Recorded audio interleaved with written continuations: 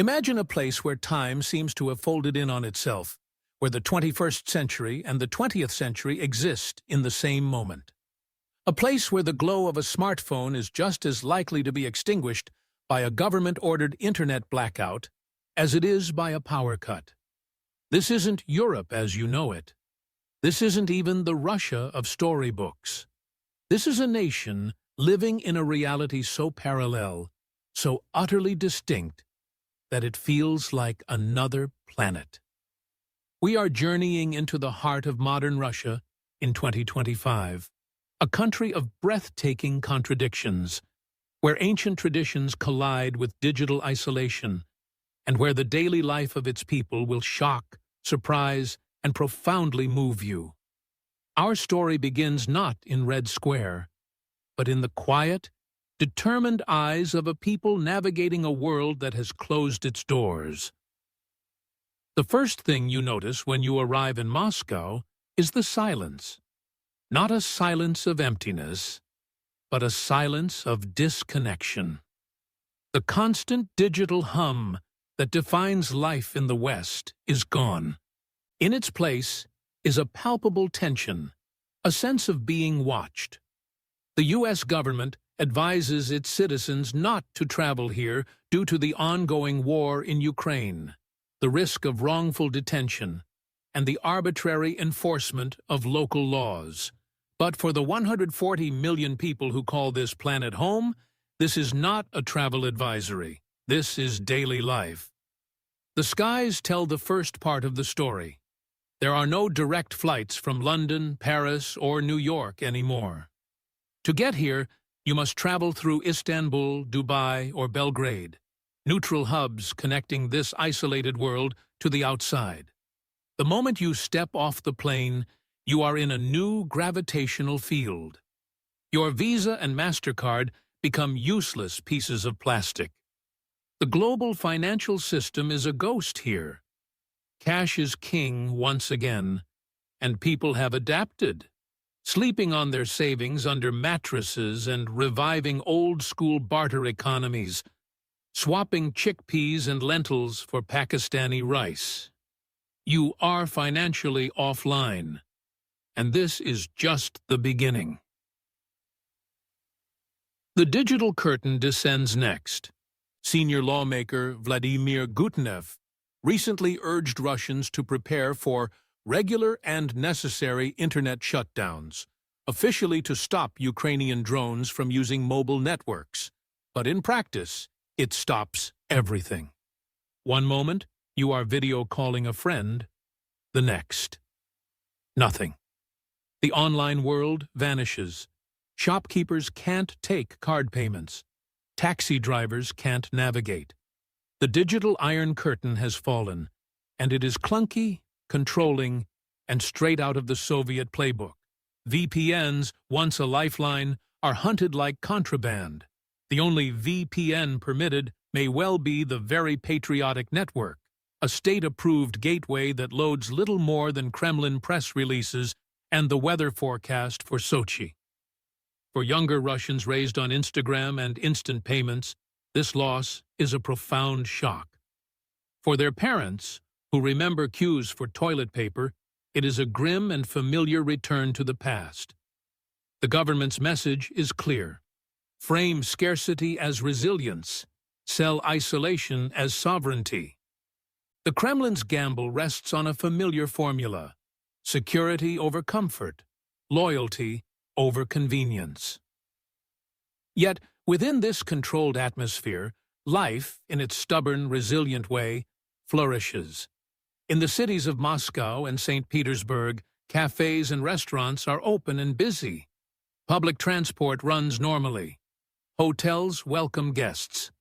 On the surface, everything appears completely normal. This is the second great shock.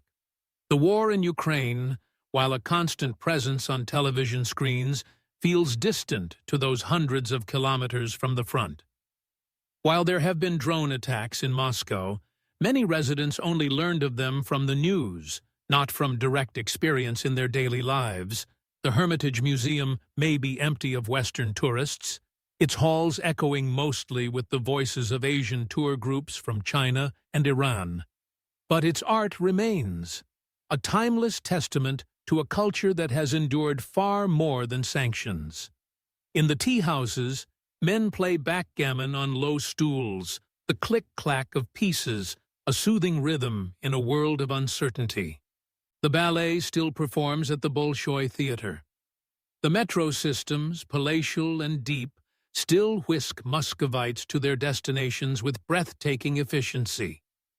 The soul of Russia persists, not in the headlines, but in these quiet moments of normalcy. But venture deeper, and the cracks in the facade appear. The government has labeled the LGBT community as extremist, and displaying symbols like the rainbow flag is a crime.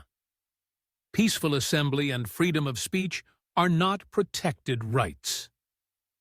Authorities have arrested people for acting against Russia's interests based on social media posts or for supporting anti-Russian groups. A deep-seated caution governs social interaction. The search results I reviewed mentioned a chilling phenomenon dubbed sudden Russian death syndrome, a series of mysterious deaths of businessmen and officials since 2022, often falling from windows or dying in suspicious suicides. While some commentators are skeptical, attributing them to high suicide rates or corporate rivalries, the pattern contributes to an atmosphere of whispered fears and unspoken truths. In this environment, the simple act of conversation becomes a careful dance. As one travel blogger noted, the only thing they'll say about discussions on the conflict is that most people around the world dislike war. The real conversations happen behind closed doors, in a language of implication and silence. For the traveler brave enough to visit, the process itself is a lesson in this new reality. Surprisingly, getting a visa is now easier than before the war. An e-visa system allows citizens from the EU, Turkey, and several Asian countries to apply online for a 30-day stay, often approved in just 4 days for around $55. For Americans, Brits, and Canadians, the old embassy process remains, but the consulates are no longer overwhelmed with applications. The requirement for travel insurance forces you to use Russian companies like Alpha Strakovanie, as Western firms no longer provide coverage due to sanctions. Once you have your visa, you must plan your financial survival. You bring enough cash for your entire trip, preferably euros or dollars to exchange, knowing your cards are worthless. You download offline maps and translation apps, aware the internet could vanish at any moment. You log out of all your social media accounts and resolve not to access them while in the country, heeding warnings that all electronic communications are likely monitored. You are preparing to journey offline, off-grid, into a different world. And what of the world outside the cities? Russia is unimaginably vast. To travel east is to journey into another dimension of this reality. On the Trans-Siberian Railway, the rhythmic clatter of the train on the tracks is the only constant. You pass through time zones, through landscapes of taiga and steppe that stretch to a horizon that seems to belong to a different, older planet. Life here has always been remote, always been hard. The sanctions and the internet shutdowns are merely the latest challenges in a history defined by endurance. In the Arctic North and the Caucasus Mountains, people live with a self-reliance that city dwellers are only now rediscovering. The war is a faint echo here, a news bulletin on a crackling radio. The real concerns are the harvest, the winter, and the family. This is the Russia that has always existed, far from the intrigues of the Kremlin and the battlefields of Ukraine, a land of profound beauty and punishing isolation. Then there are the borderlands, the places where the war feels closest. In regions like Kursk, Belgorod, and Rostov, the Russian government has declared martial law. Here, authorities can set curfews, seize property, restrict movement, and forcibly relocate residents. The idyllic countryside is now a potential front line. In August 2024, Ukrainian forces launched a surprise ground incursion into the Kursk region, a brazen attack that caught Russia off guard and brought the reality of the conflict crashing onto Russian soil. For people in these areas, life is punctuated by uncertainty and the ever-present threat of violence. This is not the normalcy of Moscow. This is a life under a different kind of pressure, a stark reminder that the conflict is not as distant as it seems. As your journey ends, you are left with a mosaic of contradictions. The warmth of a stranger helping you with directions, contrasted with the cold gaze of a security official. The breathtaking beauty of the Catherine Palace, contrasted with the grim reality of internet shutdowns. The genius of a culture that produced Tolstoy and Tchaikovsky, contrasted with the brutal simplicity of its current political narrative. Russia in 2025 is a nation of incredible resilience and profound isolation. It has learned to live without the world, and in doing so, has created its own orbit. The rest of the world may see internet shutdowns and a barter economy as signs of decline. But here, the Kremlin successfully frames them as proof of independence from a decadent West. The message is clear. You do not need the global internet to be a proud Russian. You just need cash in your pocket, ample buckwheat in your cupboard, and the good sense not to complain when the Wi-Fi cuts out. Leaving is a reverse culture shock.